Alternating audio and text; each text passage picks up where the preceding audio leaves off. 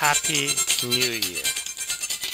My name is Prince Hycy Bull, a Creole born and raised in Freetown, Sierra Leone. I'm proud to say me, na Creole boy. This is a special message to the Krio Nation. As you plan your 2016, I want you to reflect on what you will do to wake up the Krio Nation from 55 years of slumber. I am delivering this message from North Carolina, the home state of Thomas Peters, the great civil rights leader whose leadership has brought me full circle to speak to the Krio Nation from his home state some 233 years after he left for Freetown. The emphasis of my message to you is about the footprints of the future of the Krio Nation in Freetown, Sierra Leone. When I think of what the footprints look like for the Creoles, Charles Dickens' Tale of Two Cities comes to mind as an apt metaphor. Let us refresh our thoughts on Dickens' famous opening sentence. It was the best of times. It was the worst of times.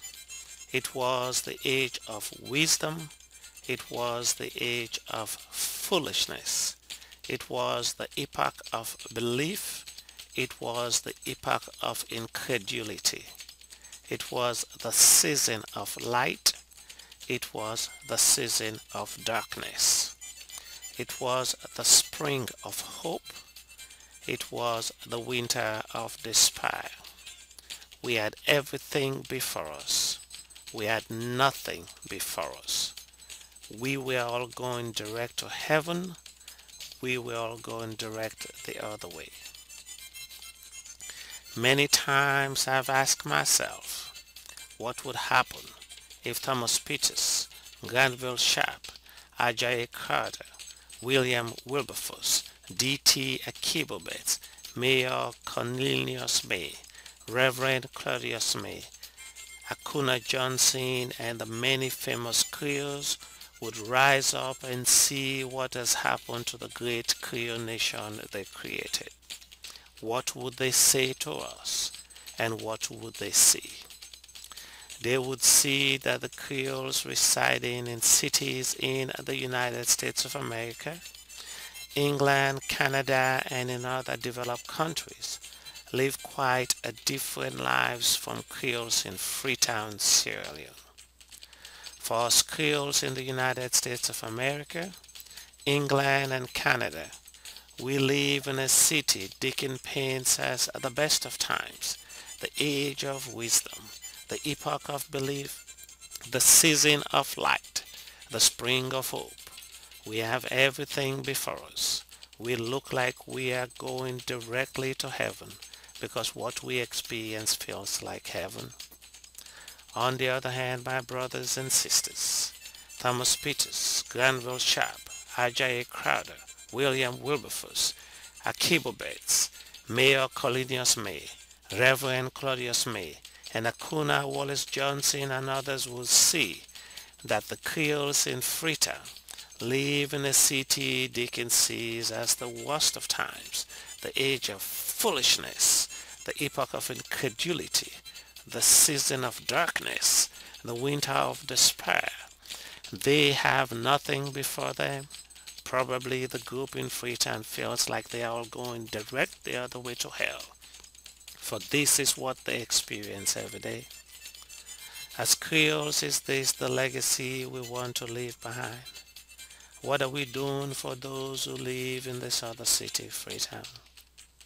My fellow Creoles, for too long we have focused our attention on the preservation of the culture and heritage of the Krio Nation that is dying.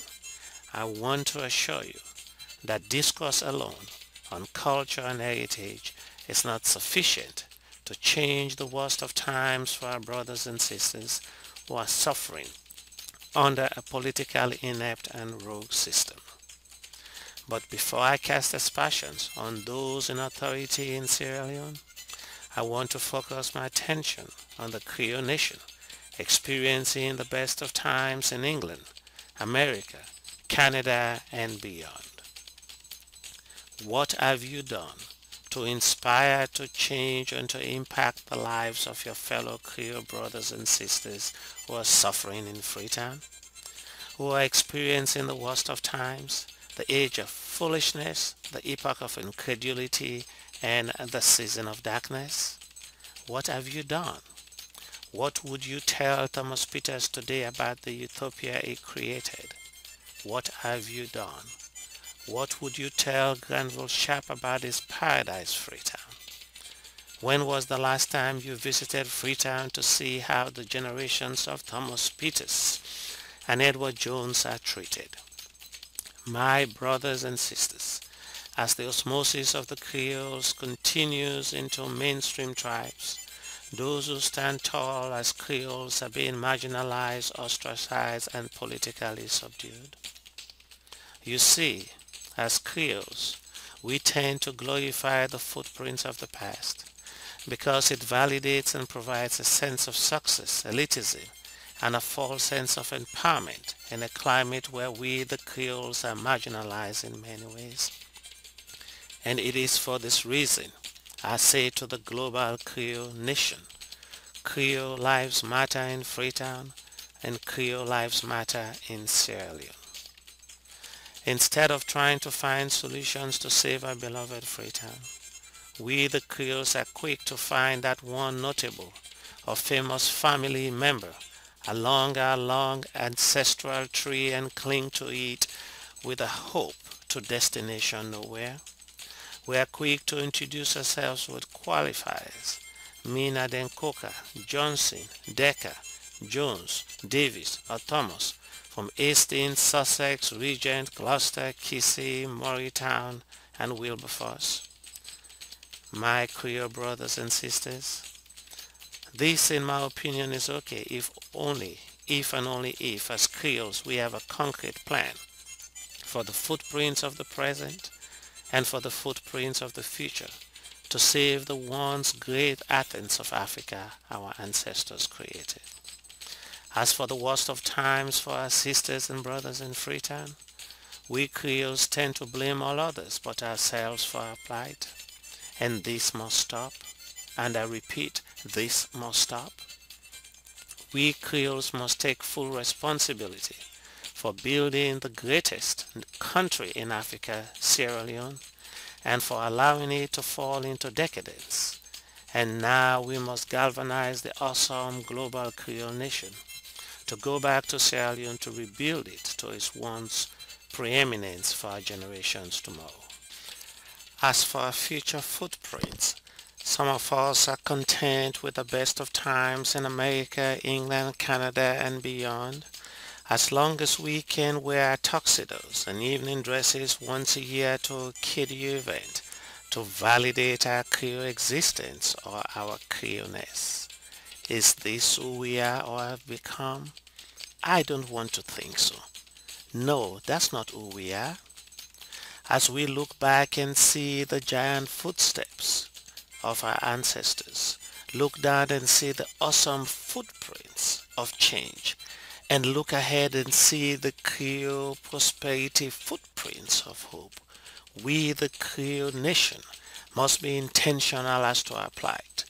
We do not have rich or poor Creoles. We do not have educated or illiterate Creoles. We do not have Creoles from Hastings, Waterloo, Sussex, Regent, Hycy, Morristown, and Wilberforce.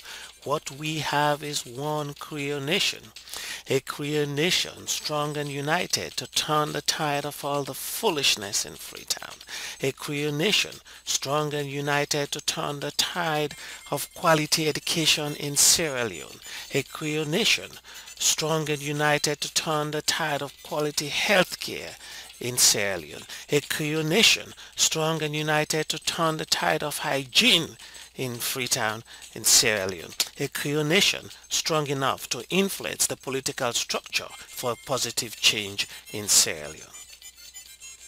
My fellow Creoles, sisters and brothers, nothing is impossible.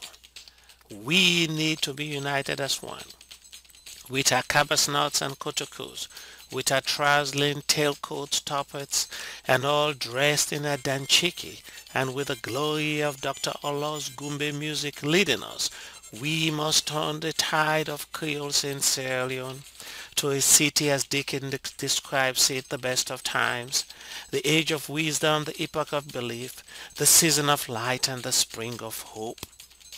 We want history to note that the Krio Nation was once a tale of two cities, but we, the Krio Nation of 2016, rewrote history on that glorious day when we flew from America, from England, from Canada, and the four corners of the globe, singing the song of our forefathers and mothers to change the tide of Creoles in Freetown.